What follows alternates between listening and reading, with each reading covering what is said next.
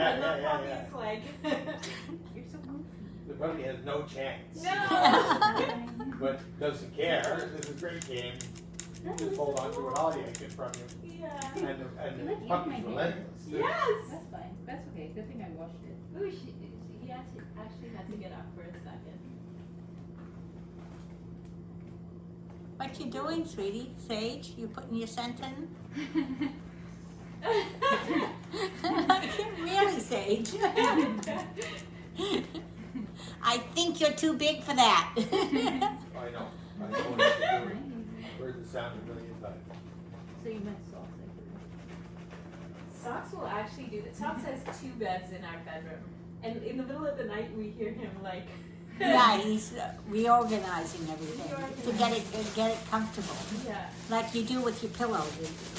You move your pillow. Would you recommend putting her? I know I'm probably getting off track, but would you recommend putting her food bowls in her pan or somewhere else in the kitchen?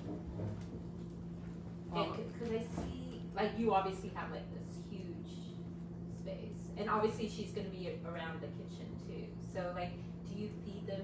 Where's the best place? Because I want to separate her and Socks when they. We eat. feed them all over the kitchen. You know, there's Okay. a dozen dogs in here, and they're all eating in their bowl right beside each other, more or less. So we can just maybe put Socks' bowls on one side of the kitchen and her bowls on the other, or he won't try to eat from her You bowls. can put them beside can each other. see, yeah. You just got to see what happens. Okay. The chances are they'll both look for the other one's bowl. You know, Okay. but maybe not. You know, Yeah. it depends on also how fast they eat. I don't know. Socks is also a super slow eater. Yeah. And so I think the puppy is too. So we don't know for sure because they've been eating out of round bowls.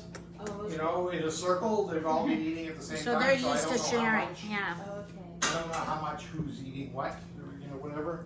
That's what my husband thought too. He also, he's not here because he's in Zoom court and it went longer than expected. So he's Zoom court? Yes, he's a criminal defense lawyer. And they but do it by Zoom now? Well, they started during COVID, and they're starting to move towards being in person again. But because he's immunocompromised, he can get allowances to continue doing it over Zoom. Cool. So That's actually wonderful. yes, Yeah. yeah. So like, there's an occasional case where he'll go in person because it won't necessarily like you have to. The cross will come over differently.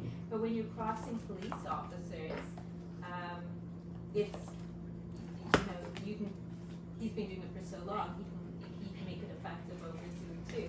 It's funny because Yvonne's husband's, Alex. yes, was a cop. Yeah. And when we first went, Detective Sergeant. yes, and when we first went to meet them at the picnic, we had these sunglasses on, and we were just talking, and Alex heard his voice, and he came over and he said, "Read Masonic." He said, "I don't have to see, you without your sunglasses to know that voice." That's funny. But we still got socks. Yeah. We've actually met a couple of police officers. We were in PEI many years ago, and the person who was renting the cottage next door came to tell us that they were going to do fireworks and we could come over. And Reed was just at the fire pit outside, and he said the same thing. He approached him, he suddenly sees him and says, "Reed Masonic." He's been doing it for so long that. But we went over, we watched fireworks. Yeah. It's okay if the cops recognize it. It's a little worse.